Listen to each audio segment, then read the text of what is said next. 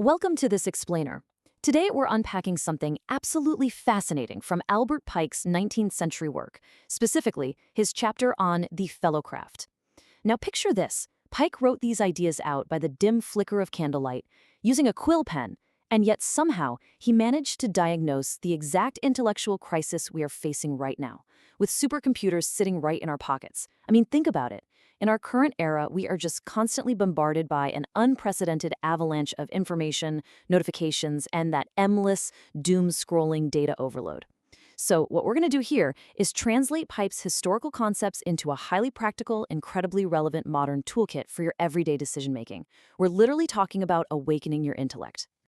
I want to start off by asking you to really deeply reflect on your own habits for a second. When you're scrolling through your feeds, reading the news, or just consuming data all day, what are you actually doing? Are you simply collecting more facts to just kind of store away in your brain? Or are you genuinely seeking true understanding?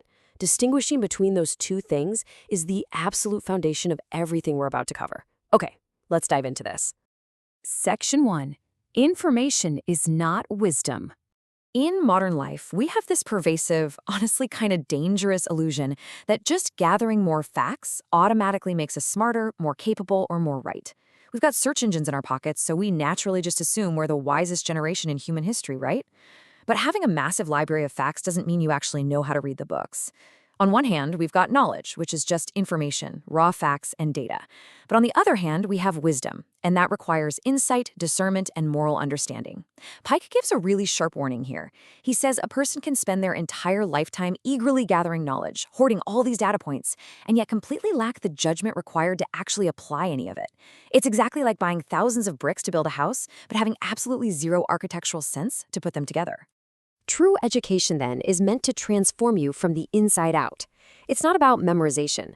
Honestly, anyone can memorize a statistic or parrot a talking point. But true education demands insight, discernment, and moral understanding. Knowledge only becomes a powerful tool when you actively transform it into wise action in your everyday life. When you're facing a tough decision at work or a really complex ethical dilemma at home, simply reciting a fact isn't going to save you. Exercising moral judgment will. Moving right along to Section 2, the fellowcraft mindset. So how do we actually get to true wisdom? Well, we adopt what Pike calls the fellowcraft mindset. In this framework, the fellowcraft is the individual who has moved way past merely disciplining themselves and is now learning how to truly think. It's a total refusal to be just a passive receptacle for data. Now, what's really interesting about this slide is how ancient teachings delivered this active mindset. They didn't just hand over the truth on a silver platter, they used symbols. By deliberately hiding the plain truth, symbols act as tools to deeply engage the mind, encourage interpretation, and ultimately lead to a much deeper understanding. Think about this in a modern context for a second. This exact practice forces us to look beyond the surface-level, clickbait headlines of our daily news feeds and actively dig to discover what is actually true. By forcing the observer to interpret rather than just blindly consume, symbols do three absolutely vital things. They engage the mind, they encourage interpretation, and they lead to deeper understanding. This symbolic interpretation trains your brain. It stops us from blindly accepting whatever information is spoon-fed to us and builds the critical mental muscles we need to process the really complex mysteries of the modern world. Take, algorithmic bias or the conflicting narratives of a 24-hour news cycle. You just can't take those at face value. You have to interpret the motives, the data sources, the context they left out. You aren't just learning. You are learning how to actively decode your environment. Which brings us to Section 3, unifying science and purpose. Today, we are so often presented with this frustrating, totally false dichotomy. We're told we basically have to choose between cold, hard logic on one side and deeper, moral meaning on the other. But the fellowcraft mindset rejects that separation entirely.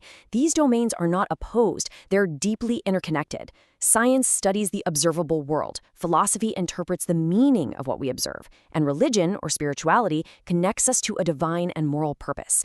So the crucial point is that they don't fight each other. They interlock to form a complete, unified, and highly practical lens for understanding our daily existence. You literally need all three to have a fully dimensional view of reality.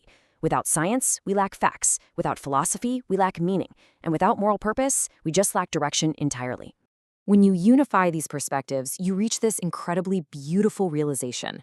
Nature itself is a sacred text, and the universe reflects a profound divine intelligence.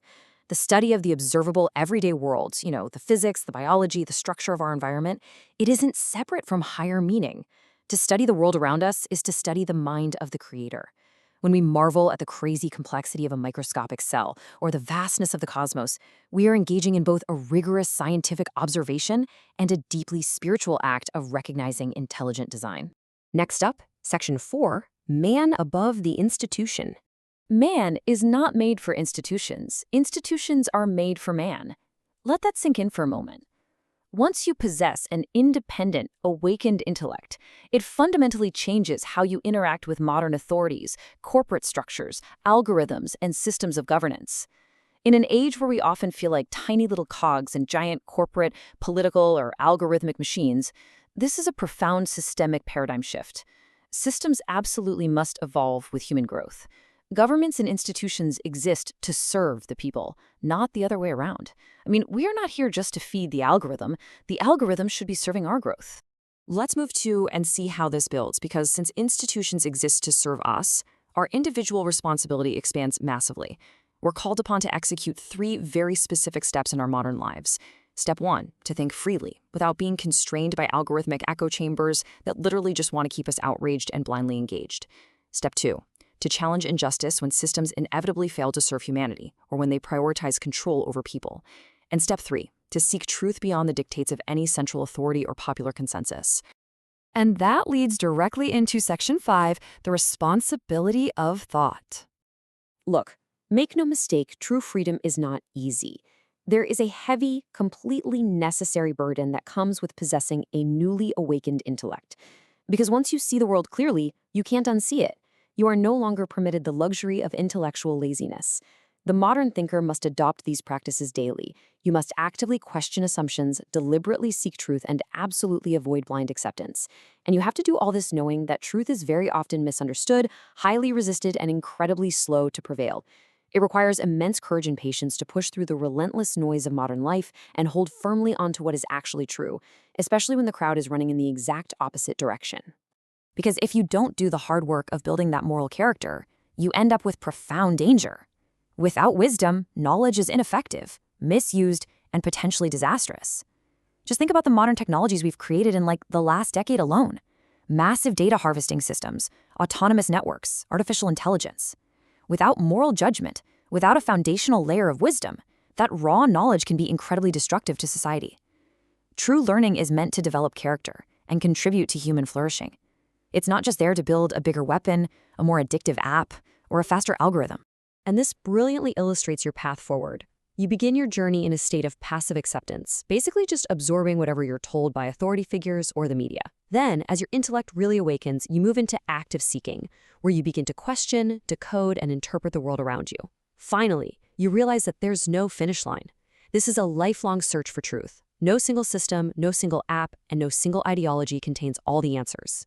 And your understanding is going to continuously evolve over time. So, I want to leave you with this final provocative thought.